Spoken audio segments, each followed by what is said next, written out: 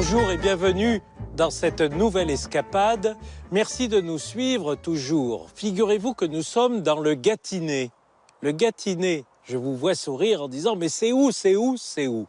Vous savez, ce sont les petits noms des régions. Le Bourbonnais, la Sologne, le Gâtinais. Eh bien, figurez-vous qu'on est au cœur du Gâtinais. Le Gâtinais, c'est du côté de Montargis, dans le Loiret. Nous sommes à une centaine de kilomètres de Paris et nous sommes dans une belle région. Mais avant tout, on va rencontrer un homme qui s'appelle Guillaume d'Épée. Guillaume d'Épée est un homme héritier d'une très belle maison à la française. On faisait escale ici, dans ce petit hameau de Bois-Morand.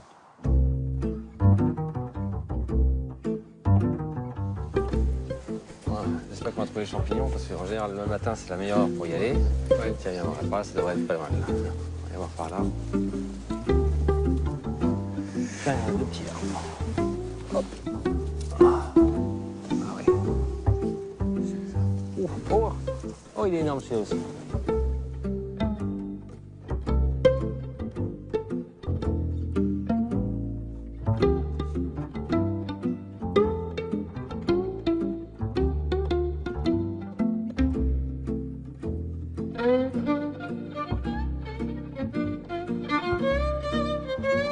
Et bonjour, eh bien le bonjour.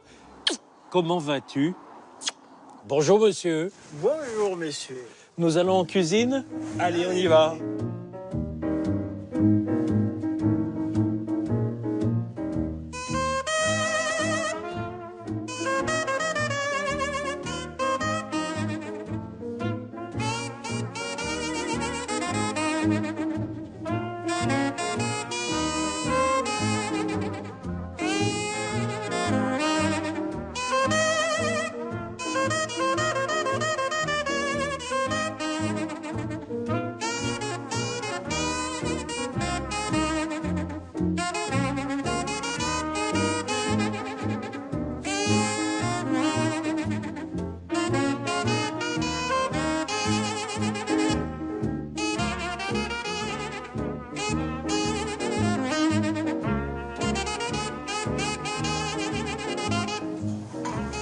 Nous voilà quand même au centre des débats, comme on dit. Hein. C'est là que tout se passe, dans cette belle demeure. Et donc, alors, un chef tout à fait étonnant, parce que c'est un chef d'origine japonaise. Ouais, c'est ça. Monsieur Yoshi, c'est ça? C'est Yoshi. Bonjour. Bonjour. Vous allez bien? Vous avez fait beaucoup de maisons françaises avant de venir ici. Oui, bien sûr. Depuis 98 en France. Oui, 98 en France. Ouais. Et à Pays Basque, Côte d'Azur, dans la Bourgogne, Paris, et Bois-Morand. Voilà, C'est les plus grands. Hein. Chez les plus grands, Stéphane Rimbaud, qui suit toujours cette émission qu'on adore. Et bien sûr, chez Bernard Loiseau, vous étiez jusqu'à la fin de sa vie. Et donc, chez Marc Menot, voilà. Donc, c'est une fierté, parce que tout ça bouge. Et c'est là qu'on s'en rend compte. Alors là, qu'est-ce qu'on est en train de préparer là? Alors, on y va, on le fait. Je prépare une tourte de faisan. Une tourte de faisan. Un poule. Oui. Et sauce Régence. Sauce Régence. Sauce Régence. Ah oui, la sauce Régence. Voilà, c'est la grande tradition. Oui, tourte de faisan. Alors, il les a levés là, les filets. Et après, il les fait mariner. Et après, moi, j'ai fait une marinade avec jus de truffe. Jus de truffe. Madère. Oui. Armagnac. Oui. Porto rouge. Oui. Porto rouge, voilà. On fait cuire avant. On fait cuire, que ça s'appelle cuire. Une marinade cuite. On a fait cuire la marinade. Fait cuire. Oui. Et puis après, on laisse à mariner 3 heures. D'accord. Au frigo. Et au frigo. Oui, et là, voilà. Et une farce classique. Du porc et du veau, voilà, une farce classique avec des herbes. Voilà. Je mets une farce. Voilà. Après, je mets 3 filets de faisan. Ah oui. Correctement. Eh oui, oui. Comme dans les vraies terrines, quoi. On trouve le morceau entier au milieu, quoi. Voilà. Et puis, je mets le foie gras. Arambide. Oui, toujours. Voilà. Toujours. Je mets 2 parce que c'est... Voilà, il faut épais de foie gras, même épaisseur que le faisan. Hein. Ça, c'est secret. J'ai au couvercle de problème de faisan. Oui. Ça passe un dôme, en fait. Hein. C'est un dôme. Et je prends le jaune d'œuf. Ah oui, ça c'est pour le coller fluté. L'idée pour coller, oui. Par-dessus. Enlever deux. Et là, on borde. Voilà, couper. Ainsi. Voilà. Voilà. Mais c'est vite. Au dolu. C'est un artiste, hein, il peint aussi. Oui, oui, oui, oui, oui, mais ça se voit. Hein. Parce qu'il est, il est partout, il est mou. Il est encore. Oui, oui, il faut faire durcir la Et pâte. là, laisser poser 20 minutes minimum, 3 degrés de frigérateur. Très bien. Donc là, elle est sortie du frigo. Oui. On va l'enfourner. Et la Mais dernière- avant, donc, on met la petite Voilà. plume de jet Cheminée. Voilà. sur le chapeau, là. Yes. Voilà, c'est ça à peu près.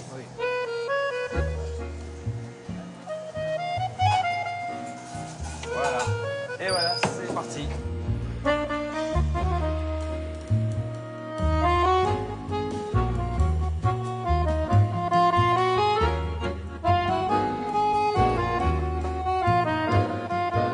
Alors, oui, alors ça, c'est une recette ça, qui c'est- m'inspirait. C'est-à-dire, ça s'appelle le canard croisé nantais. Voilà. Là, il est là. Il est là. Navet Shinju. Alors, Shinju, il faut quand même expliquer. Shinju, bah voilà. c'est... Alors, Shinju, c'est la recette de navet Oui, que font les moines bouddhistes au Japon. Alors, c'est un navet qui est creusé et dans lequel on met une farce à la volaille.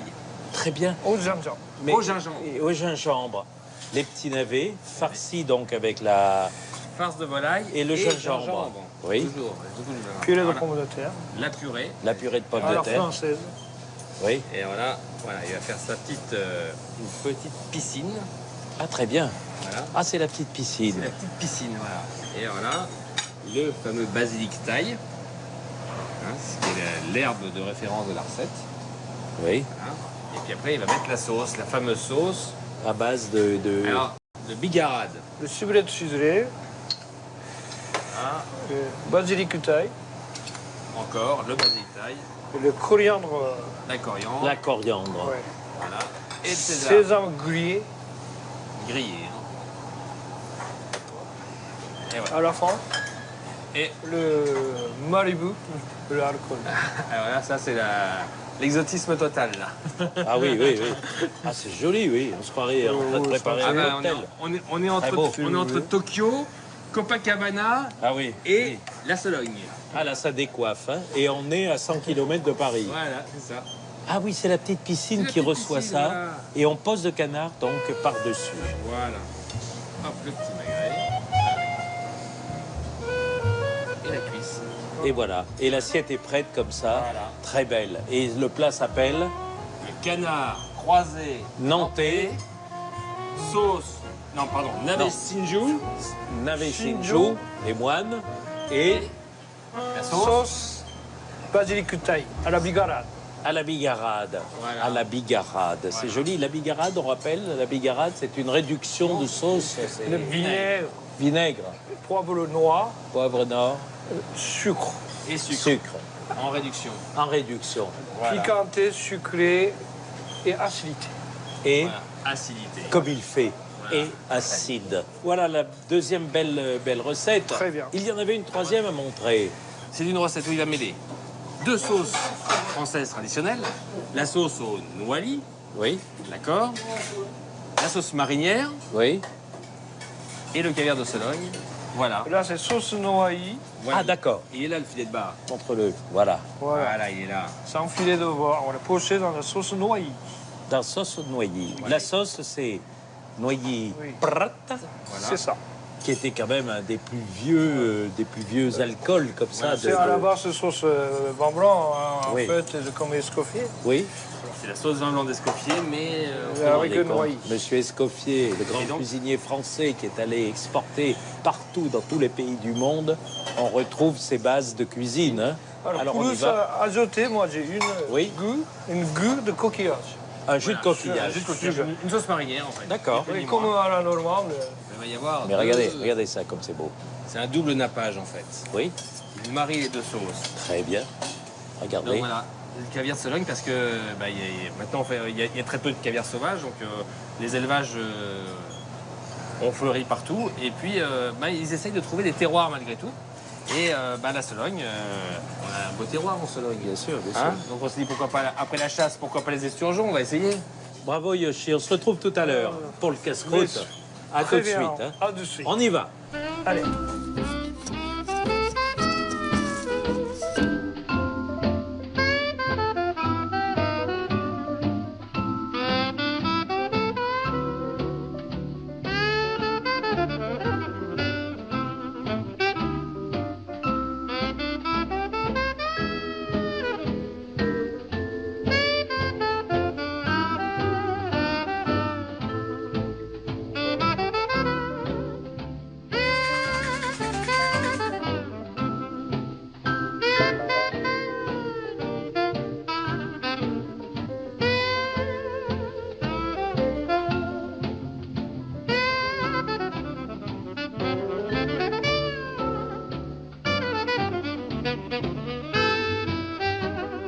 Alors au début, cette maison est c'est une résidence secondaire, Oui, c'était avant d'être l'auberge. plus que ça. C'est avec ma grand-mère et mon grand-père qui habitaient à Versailles.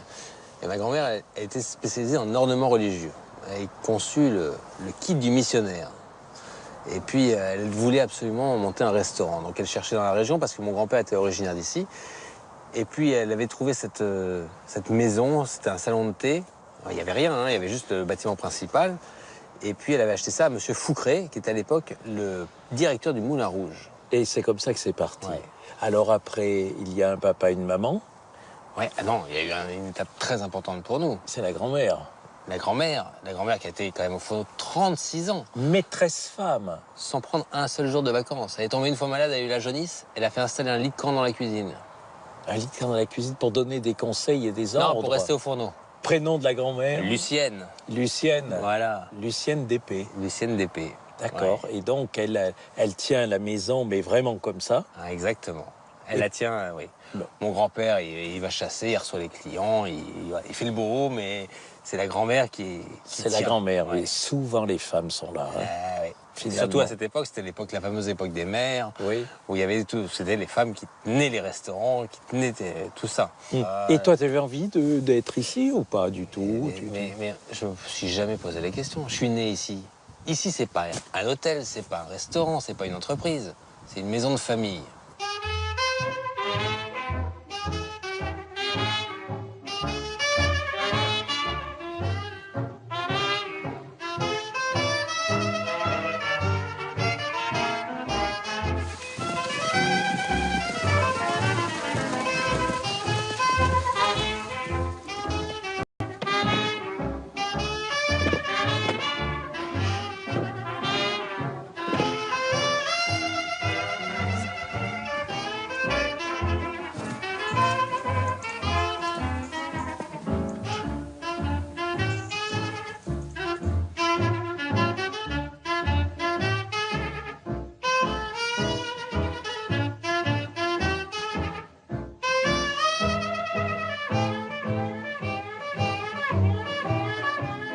Regarde, après ces jolies confidences que tu viens de faire un peu sur l'histoire de la maison, l'histoire de ta famille, l'histoire tout court, et Dieu sait que je suis en admiration devant cette belle fable que tu nous proposes ici dans cette escapade.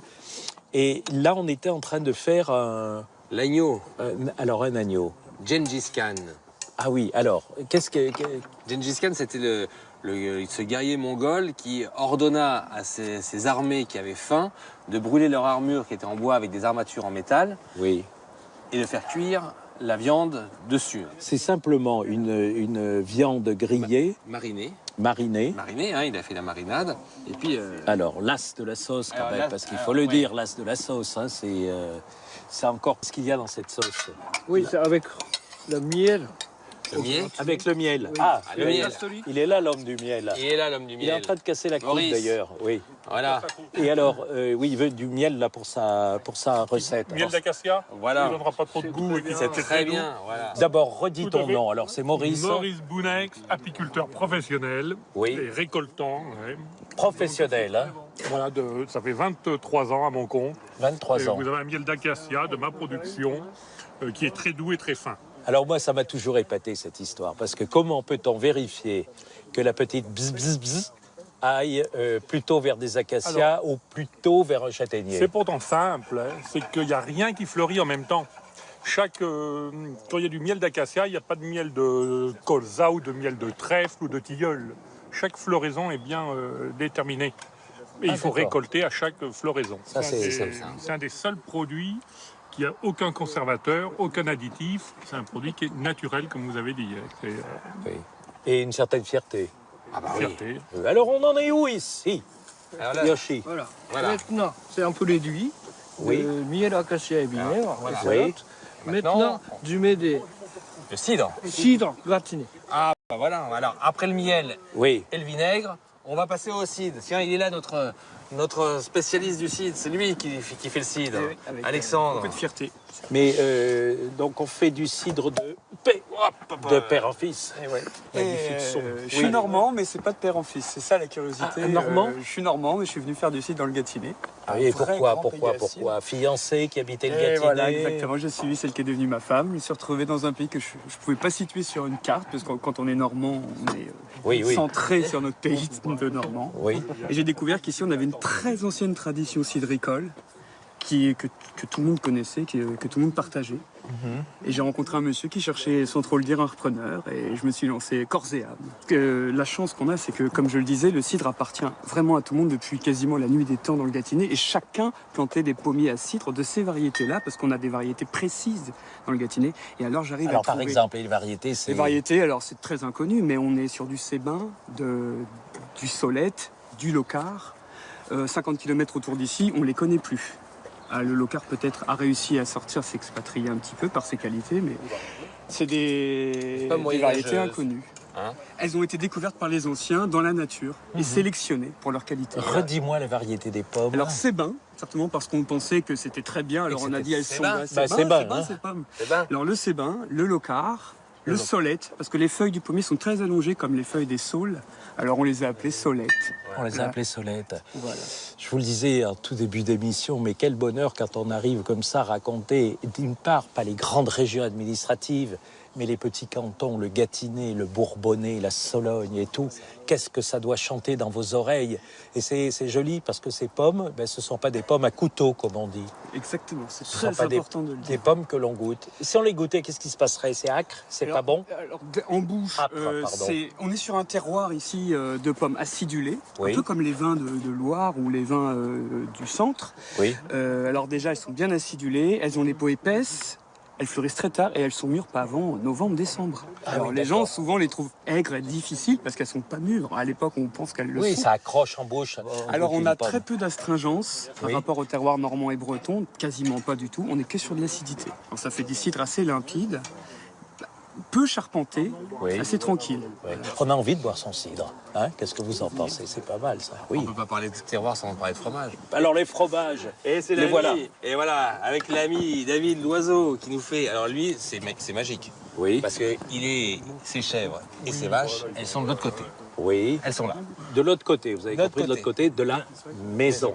On Voilà. traverse la Nationale 7, c'est Et il est ça, là. Et c'est juste derrière. Et c'est et juste c'est derrière. juste derrière. Alors, ton nom et ton prénom, c'est David Loiseau. David Loiseau, donc agriculteur à... Alors je suis installé depuis 3 ans et moi j'ai fait le pari fou dans la conjoncture actuelle de créer totalement mon entreprise. Je construis ma propre ferme. Au lieu d'avoir repris comme tous les jeunes, d'avoir repris une ferme, Oui. moi je la construis moi-même. C'est Oui, beau, hein. oui, oui. Donc je fais des petits de rien du tout, d'une parcelle où j'ai Oui. commencé à construire mes bâtiments, j'y accueille mes animaux et petit à petit j'évolue. Alors, vache et chèvre. Vache et chèvre. Moi pour avoir un produit qui soit distinct des autres, je fais un mélange de races. C'est-à-dire Je mélange, j'ai des Jersiais, j'ai des Normands, j'ai de l'île de Jersey. voilà, de l'île de Jersey, j'ai des Normandes, j'ai des Ah ben, ça Montbéliards. plairait à notre habillé du cidre, là. Il y a des Normandes. Pour avoir un lait différent des autres, en mélangeant les races, je Oui. mélange mes laits, donc ça me permet d'avoir un produit qui sort hors du commun. Ah d'accord, tu mélanges les laits. Je mélange les laits. Donc c'est le mélange, ça c'est les fromages blancs. Ça c'est du fromage blanc, Ah oui. après vous avez les fromages de chèvre à l'affinage, Mon Dieu, les fromages de blanc. vache et Que vous soyez salé ou le beurre de sucré. baratte à l'ancienne. Le beurre de baratte. À l'ancienne. Sans conservateur, sans rien. Combien de personnes dans l'exploitation? Moi et mon père qui est à la retraite. D'accord. Et avec l'entente des restaurants, on va peut-être développer un emploi derrière. Voilà. Très bien, très Voilà, bien. donc on le soutient.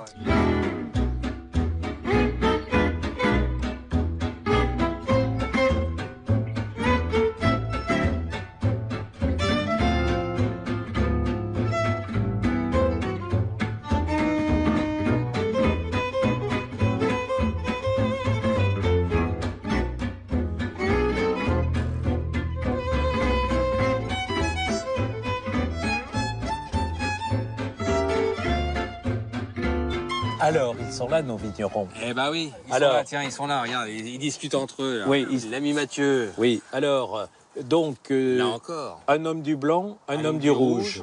Et une seule appellation, locale et régionale, C'est encore le terroir. les coteaux du Giennois. Les coteaux du Giennois. Bon, alors, Émile Balland, c'est ça? Très bien, c'est ça. Émile. Quelle est la différence avec un Sancerre, un Quincy Alors je dirais que l'appellation se situe l'appellation. en face de Sancerre par rapport à la Loire. Elle est Oui. dans le prolongement de Pouilly-Fumé en suivant la Loire.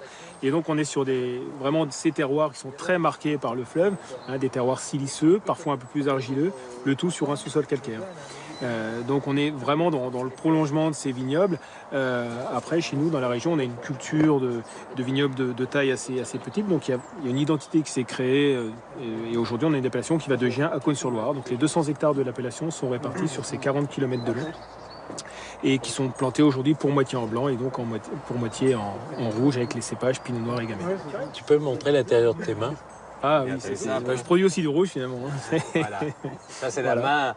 la main du gars qui Voilà. travaille. Hein. La main tendue, Ça voilà. dépend, on est sur une année où on n'a pas énormément de raisins, mais des raisins de très belle qualité, avec des polyphénols, des anthocyanes. Donc voilà, ce sera... Alors à côté de toi, Mathieu Coste. Ça fait combien d'années qu'on se connaît? 30 ans? À peu près. À peu près 30 ans. Ouais. Toi, t'es plus rouge. Exactement. Si tu veux, Jean-Luc, moi j'ai un vignoble qui est à 90% en rouge, sur des beaux argilo-calcaires qui ressemblent un petit peu, on va dire, au vignoble de Bourgogne, parce qu'on est dans la Nièvre. Pinot Noir, donc. Voilà, Pinot Noir et Gamay. Et Gamay. Voilà, Bah oui. exactement. Et tu maries les deux? Je marie les deux, j'apporte le fond avec le Gamay, la fraîcheur avec les Pinot Noirs. Tu as des vins très, on va dire, très marqués, très personnels. Comment on fait un vin personnel? Ce que j'aime, Jean-Luc, c'est quand je fais un vin, c'est rien mettre dedans, que du raisin. Voilà, et ça c'est une grande fierté pour moi, c'est-à-dire que j'ai envie de faire vraiment un produit très raisin. naturel. Je veux des longues fermentations et des longs élevages, parce que le vin c'est comme des gamins. Le vin, pour qu'il soit bien élevé, il faut prendre du temps. Voilà. Et c'est comme quand on élève bien des enfants, il faut du temps pour les élever. Voilà, il faut leur apporter un cadre, c'est ce que j'essaye de faire, et mon cadre c'est la naturalité. C'est tout un programme. Voilà, des jolis vins à découvrir, Coteaux du Giennois, en blanc et en rouge. Bien sûr, à boire avec modération, je le dis et le redis. Je voulais te remercier pour cette belle escapade, parce qu'on a fait une balade très romantique, très poétique, très douce, au bord de la Nationale 7, ici. Eh bien, on se sent bien. Et on se sent bien à la française, j'allais dire, avec tous ces mariages d'influences un peu autres. Guillaume Despé, tu es un homme sensationnel. Merci à vous tous d'avoir participé à cette émission. Gardez bien votre poésie parce qu'on a besoin de jolis mots quand on est gourmand. Et puis, si vous avez envie de me retrouver, bien sûr, tout au long de la semaine, sur Pleuze, vous pouvez me retrouver. Merci de nous avoir suivis. Les enfants, je vous retrouve dans quelques jours. Croyez-moi, je vais encore enquêter pour vous apporter des histoires qui sont des histoires originales. Les petits oiseaux sont ressortis ici en fin d'émission, tout comme le soleil. Je vous embrasse, je vous estime, et puis je vous dis à dans quelques jours.